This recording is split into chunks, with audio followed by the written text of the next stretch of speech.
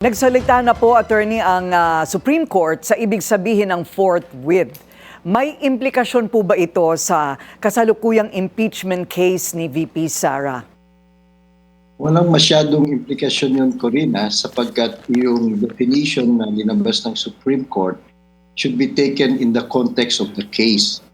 Kumbaga, that was not the real issue. Sabi nga ng Supreme Court, moot and academic na daw yung petition, at sabi nila they don't have the power to order the Senate Impeachment Court to a certain schedule.